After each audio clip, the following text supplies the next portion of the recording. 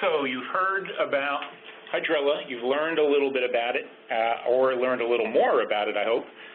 You've learned what to look for in terms of its distinguishing characteristics, how to differentiate between hydrilla and Brazilian elodea and the native elodias and the naiads.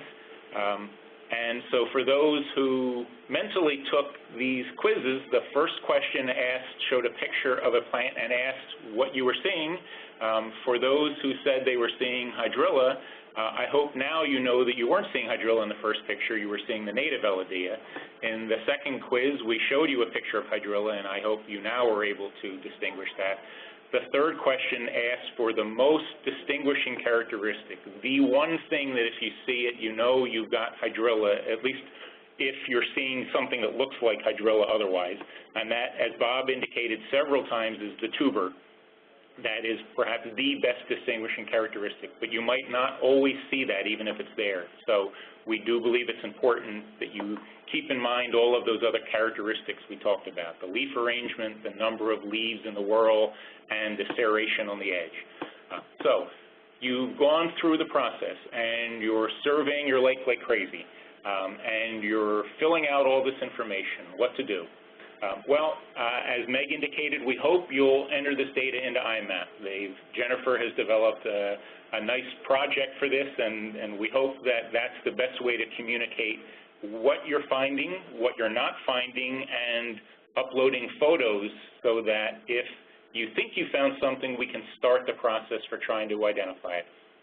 So if you're going to participate in IMAP, that's great. If you are a little intimidated by it or decide you just don't want to participate in IMAP, you can fill out the data forms and send them to me. If you think that you have found hydrilla and you send a picture, what we will be doing is circulating it amongst a number of experts.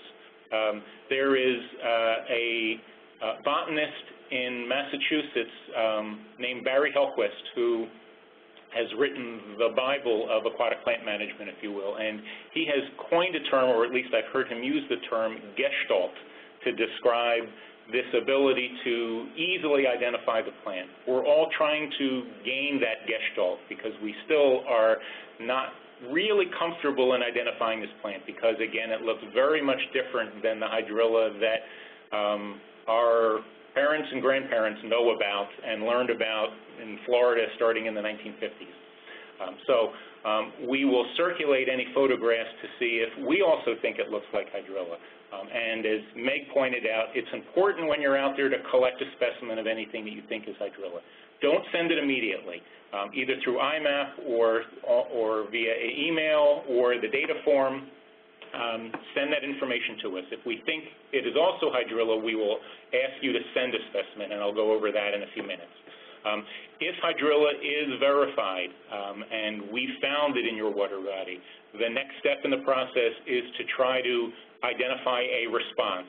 That the EC will work with the prisons to try to figure out how we can best try to nip that infestation in the bud.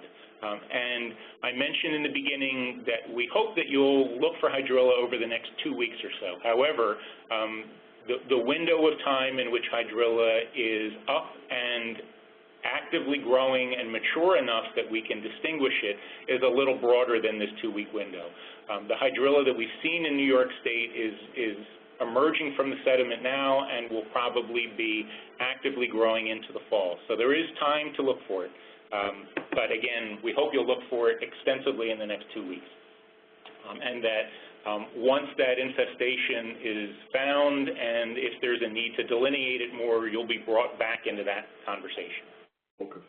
So again, your role in the process was to learn something about hydrilla, to help us find it, to work with us and your local prison to help eradicate the population, and to spread the word to others, to educate other people about hydrilla. So again, if you think you found hydrilla, collect a specimen while you're there rather than trying to go back out and find it later. As Greg pointed out, you may find it in a big bed. Don't send us a big bed, or at least don't collect a big bed. Collect a couple of specimens, but preferably those that have tubers and rhizomes and intact whorls to help us identify and or verify your suspicions. Place that specimen in a labeled baggie with a moist paper towel, but not a wet paper towel, because that will ultimately rot the plant. We want to provide a little moisture in there. Document that information on the field form. Send me an email if you've got digital photos and you're not participating in IMAP. If you are, I will hear about it through IMAP. And again, that's the preferred method. If it looks like it's Hydrilla and we agree that we think it's Hydrilla, we're going to ask you to send a specimen, and the address that we'll have you send it is listed here at the bottom of the slide. And again, you can find that in the data forms and lots of other places. If you want to know more about Hydrilla, there's lots of resources. We mentioned the NYSFOLA webpage, and the web address for NYSFOLA is listed right up at the top. You can find all of the materials associated with this webinar, including a couple of the videos that were referenced. And if you happen to be a lake that's a member of the Federation of Lake Associations, I encourage you to explore their website and find out more about your lake, because there may be some information on the webpage about your lake.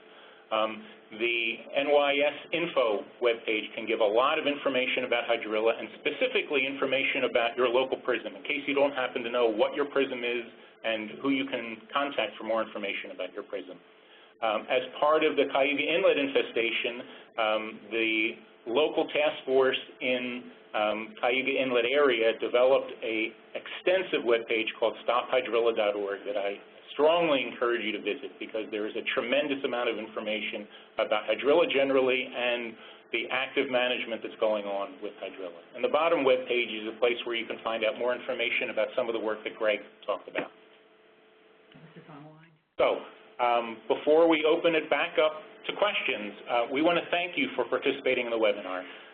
So on behalf of Dean and Bob and Greg and Meg, we greatly appreciate taking time out of what I'm sure is a very busy day to learn a little bit more about Hydrilla and to help us to try to find more. We hope you're not going to find it, and we hope you're looking all over the place, so that in a short period of time we have a very good idea that we know exactly where Hydrilla is, and it's not many places. But if we have to find it, we want to find it early, so please help us to try to do that.